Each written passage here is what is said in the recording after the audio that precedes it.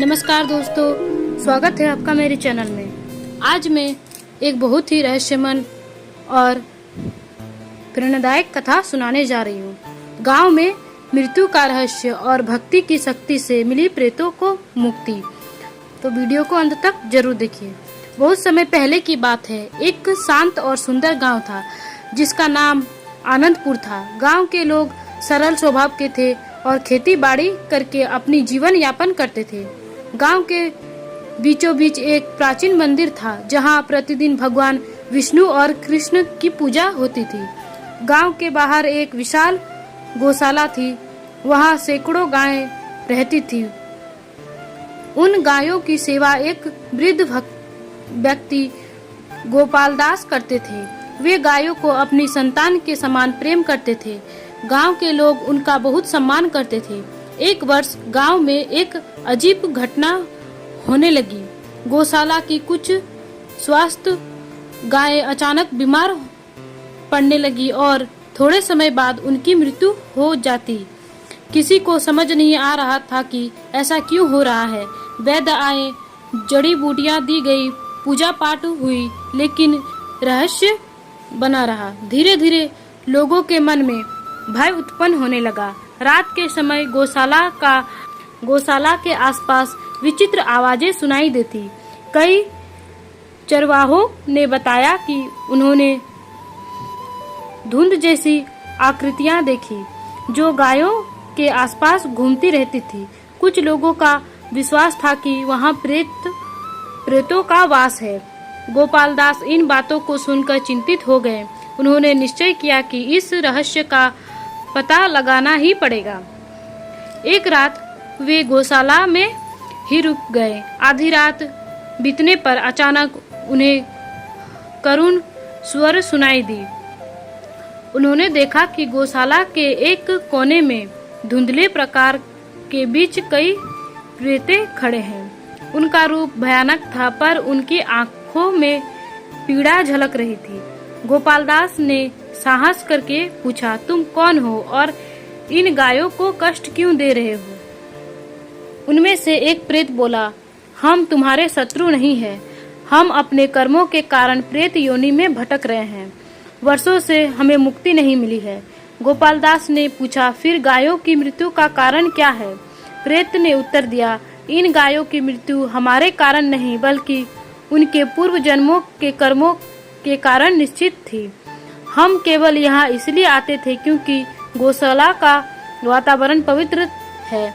हमें आशा थी कि किसी दिन कोई भक्त हमारी पीड़ा समझेगा और हमें मुक्ति का मार्ग बताएगा। यह सुनकर गोपाल दास का हृदय दया से भर गया। उन्होंने कहा, यदि तुम सच कह रहे हो तो मैं तुम्हारी सहायता अवश्य करूंगा। अगले दिन उन्होंने गांव के विद्वान संत हरि नारायण जी को सारी बात बताई।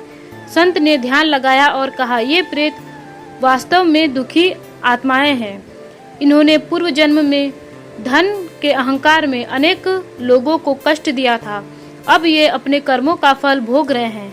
इनकी मुक्ति केवल सच्ची भक्ति, नाम स्मरण और सत्संग से हो सकती है। संत ने गांव वालों को बुलाया और 7 दिनों तक भक्ति महोत्सव आयोजन करने का निर्णय लिया। प्रतिदिन भगवान के नाम का कीर्तन होने लगा। लोग सुबह और शाम भजन गाते, धर्म ग्रंथों की कथाएं सुनते और गौ सेवा करते। 7 दिनों तक पूरा गांव भक्ति में डूब गया। गौशाला में भी विशेष पूजा की गई। गायों को हरा चारा खिलाया गया, उनकी सेवा की गई और भगवान का नाम निरंतर गूंजता रहा। 7वें दिन की रात एक अद्भुत घटना हुई। गोपाल दास और संत हरिनारायण जी गौशाला में बैठे भगवान का नाम जप रहे थे। तभी वही प्रेत पुनः दिखाई दिए, लेकिन इस बार उनके चेहरे पर पहले जैसी पीड़ा नहीं थी।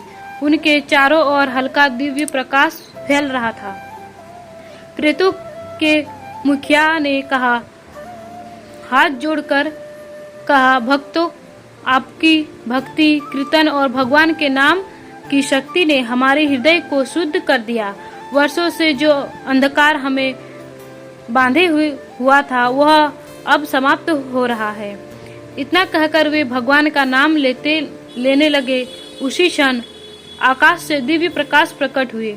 ऐसा लगा मानो किसी अदृश्य शक्ति ने उन आत्माओं को अपने आलोक में समेट लिया हो।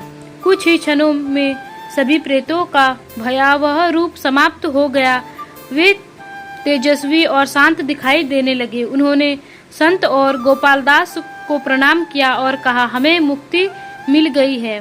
यह भक्ति की शक्ति का चमत्कार है। इसके बाद वे प्रकाश में विलीन हो गए।